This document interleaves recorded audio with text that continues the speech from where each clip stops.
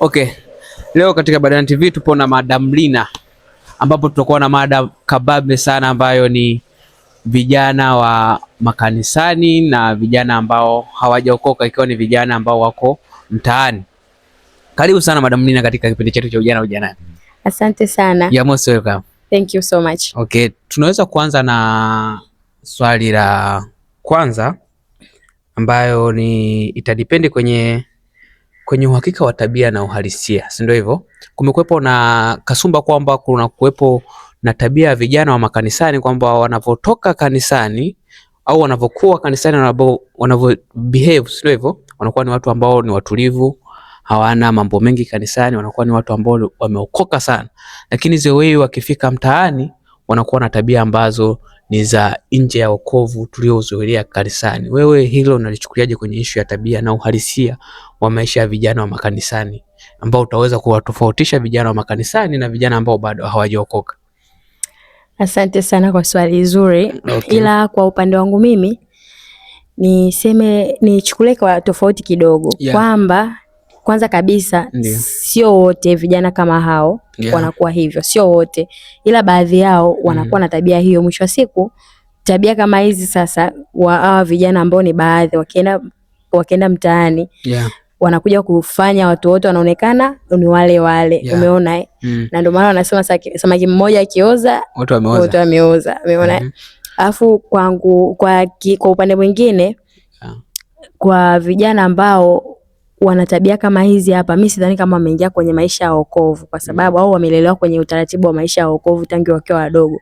Kwa sababu kama mtoto ukiwa umemfundisha, umemlea kwenye misingi mizuri ya wokovu ya kiimani, sidhani kama anaweza akawa na tabia mbili tofauti. Atakavyokuwa kanisani ndivyo atakavyokuwa nyumbani. Lakini kama akiwa hana tabia zile za misingi ya wokovu, lazima atakuwa na tabia za unafiki. Umeona? Anakuwa na tabia za hovyo mtaani, anakuwa na tabia za ajabu, disco, wapi hivyo. Alafu akija kanisani anajikuta mtakatifu. Tumeishi maisha kama hayo. Lakini pia kuna watu ambao wameenda Sunday school na wazazi wao wamewafundisha vizuri, si ndio hivyo? Na tunaishi nao mtaani, si ndio hivyo? Lakini inapokuja kwenye swala la kanisani anakuwa na behave vizuri. Akishafika mtaani, mkikutana kwenye situation ambayo halikuwa hategemei, unamkuta kwenye situation ambayo iko vibaya na anafanana na au anafanania na wale watu ambao wako mtaani, ikiwa ni watu ambao bado hawajaokoka. Hapo tunakuja kwenye bad groups. Yaani kipindi walivyokuwa Sunday school unakuta, au kipindi cha makuzi yake inategemea alikuwa na nani ambaye walikuwa wanaongozana. Umeona? Makundi. Sasa pale tunakuja kwa wazazi pia. Sasa unatakiwa uangalie makundi ambayo mtoto wako anafanyaje, anakuwa nayo. Mwisho wa siku hii itamsaidia hata kipindi akiwa mtu mzima. Kwa sababu akiwa na makundi mabaya, the way anavyokuwa ndio hivyo hivyo atakavyo. Haiwezi kubadilika. Tabia ya mtu ni kama ngozi, wanasemaga wenyewe Waswahili. Umeona? Kwa hiyo na akija kwa mtu mzima sasa kuja kubadilisha ile tabia inakuwa ni ngumu. Kwa hiyo mwisho wa siku anajikuta na pretend. Haishi kwenye uhalisia wake. Ila kama akiwa na magrupu mazuri, sidhani kama anaweza akawa na tabia za hovyo. Okay, asante Dalina kwa majibu yako. Okay, tuende kwenye kipengele cha pili. Ndio hivyo tunakuja kwenye peer pressure. Ndio hivyo, ikiwa ni msukumo wa jamii au shinikizo la jamii kwa vijana ambao ni wa makanisani, lakini pia hii inagusa kwa vijana pia ambao bado hawako makanisani. Hii nitakuja kugusia kwa wadada wa makanisani. Sasa achana na wakaka, tugusie kwa wadada kwanza. Kwa wadada kumekuwepo na ile kasumba kwamba akiwa kanisani ana behave well, sio hivyo? Lakini ukija kumkuta kwenye mitandao ya kijamii huwezi kuaminia kama ndo yule ambaye umekutana naye wapi? Kanisani. Shida inakuwa ni wapi? Kwamba wananyima uhuru kanisani, au inakuwa ni tabia yake asilia ambayo yeye anayo? Kwa sababu kanisani unaweza kukuta anafanya vizuri na behave vizuri, lakini ukimkuta kwenye mitandao ya kijamii au mtaani pia, kutokana na ile watu mshinikizo la jamii au marafiki nini wamemfanya kaingia kwenye ile tabia ambazo sisi kama watu ambao wameokoka au watu ambao ni wa makanisani haziwezi kutufeva. Wewe hili unalichukuliaje? Ndio pale tunarudi tena kwenye makuzi na watu ambao alikuwa nao. Umeona? Kama ulivyosema hapo mwanzo kwamba ni marafiki aliokuwa nao. Umeona? Kwa hiyo akija kanisani atajiona kama, yani atajifanya mtakatifu. Ila akienda mtaani anakuwa na tabia za ajabu kama unavyosema, au akiwa mtandaoni, mitandao ya kijamii. Bado nitakuja kwenye point yangu ile ile. Wanakuwa sio wote. Kwa sababu mimi nitajichukulia mfano mkubwa mimi hapa. mimi huwezi kunikuta kwenye mitandao ya kijamii nikiwa na skendo mbaya hata siku moja, au nikiwa nafanya vitu vya ajabu hata siku moja, hata mtaani kwangu. Kwanza huwezi kunikuta mtaani hata siku moja. Mimi mara nyingi napenda kama nikitoka kazini ni ndani, nikitoka nikiwa nipo ndani nitafanya mambo yangu.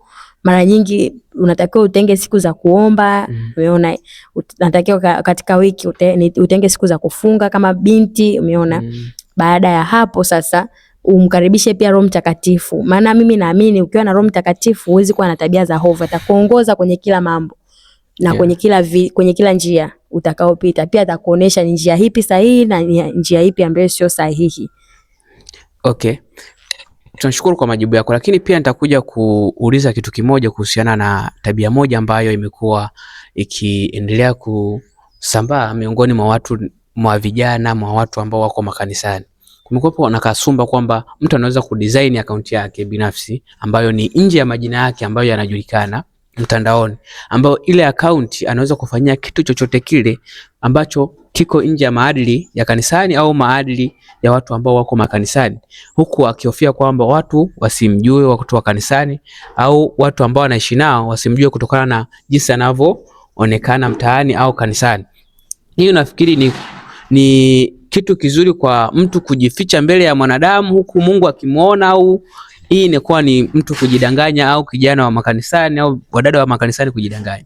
Biblia inasema ndio usiwezi kutumikia mabwana wawili. Ndio. Umeona, I think ni kwenye Mathayo 6 ngapi hivi.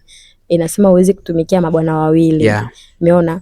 Kwa hiyo kama kijana au binti ukiwa unajiona kwamba wewe umeokoka, basi hakikisha unasimama kwenye ile neema ya wokovu.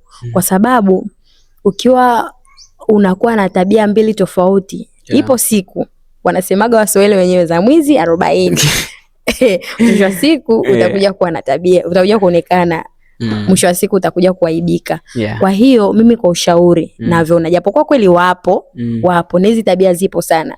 Mtu unakuta ni kanisani akija mtakatifu, ukienda ukutana naye atakunywa, labda anakunywa pombe, kumbe umeona mlevi, ana tabia za hovyo, anakuwa na wanaume tofauti tofauti, umeona grupu yake, magrupu mabaya. Maana wanasema kwamba pia ukitaka kumjua mtu angalia pia na watu ambao anawaambatana nao ni aina gani, umeona. Mwisho wa siku utajua tabia yake. Ila mimi nachowashauri ni kwamba ukijua thamani yako wewe peke yako, uwezi hata siku moja ukaa na tabia za hovyo. Kwa sababu watu ambao wanaokuzunguka au kitu ambacho unachokitaka hapo baadaye kitadetermine au kitadepend na nini ambacho unachokitengeneza kwa sasa hivi. Okay. Kabla tujamalizia session yetu hii kwenye ujanani, nitapenda unitofautishie kati ya vijana ambao ni wa makanisani na vijana ambao ni wa mtaani ambao hawajaokoka. Yaani kijana wa kanisani atakuwa aweje au kijana wa mtaani atakuwa aweje? Hili ni gumu. Okay. Utalifafanua kwa wewe unavyojua au unavyoona upe wako unagota.